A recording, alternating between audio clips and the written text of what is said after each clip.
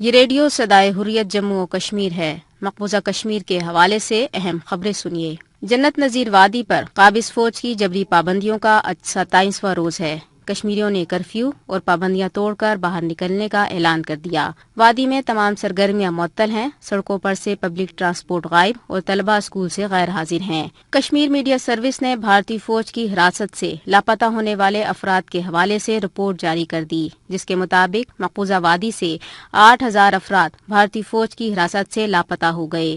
افسانوی شہرت کے حامل شہید مجاہد برہان وانی کے والد مظفر وانی نے کہا ہے کہ بھارتی پابندیوں کے بعد دیکھنا کشمیری نوجوان بھارت کو کیسا رد عمل دیتے ہیں۔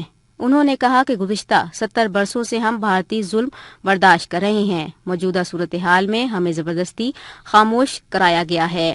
بھارت کی جانب سے مقبوضہ کشمیر کی خصوصی حیثیت ختم کرنے کے بعد مقبوضہ وادی میں محصور کشمیریوں پر بھارتی فوج کے مظالم کی نئی داستانیں سامنے آنے لگیں۔ برطانوی نشریاتی ادارے BBC کی ایک رپورٹ میں مقبوضہ کشمیر کی تازہ صورتحال کے بارے میں بتایا گیا ہے کہ نئی دہلی حکومت کے حالیہ فیصلے کی روشنی کے بعد مقبوضہ کشمیر میں لوگوں نے بھارتی فوج پر مار پیٹ اور تشدد کا الزام لگایا ہے۔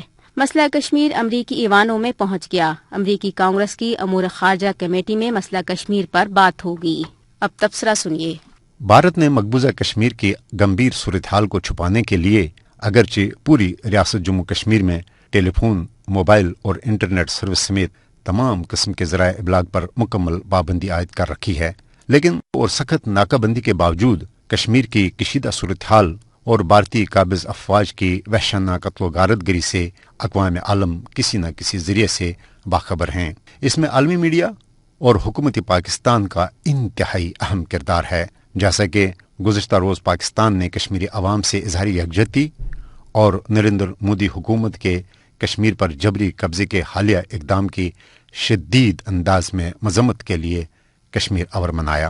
پاکستان نے پرجوش اور مکمل یکجہتی سے کشمیر اور منا کر جہاں بھارت کو ایک واضح پیغام دیا کہ پاکستان مسئلے کشمیر کے ایک فریق کی حیثیت سے بھارت کے جارحانہ اقدام اور کشمیر میں انسانی حقوق کی بڑے پیمانے پر پامالیوں پر قطعاً لا تعلق نہیں رہ سکتا، وہاں یہ پاکستان کی طرف سے اقوام عالم خصوصاً ان عالمی اداروں کے لیے بھی ایک واضح پیغام ہے جن کو ملکوں کے درمیان کشیدگی ختم کرنے اور عالمی امن برقرار رکھنے کا منڈیٹ حاصل ہے کہ اگر وہ عالمی طاقتیں اور ادارے مقبوضہ کشمیر کی کشیدہ صورتحال اور مسئلہ کشمیر کے حل میں اپنا کردار ادا نہیں کرتے تو پھر بھارت کے اس جارحانہ اقدام کی وجہ سے بھارت اور پاکستان میں کشیدہ اور جنگی صورتحال کا اثر پوری دنیا کے امن پر پڑے گا۔ تبصرہ ختم ہوا۔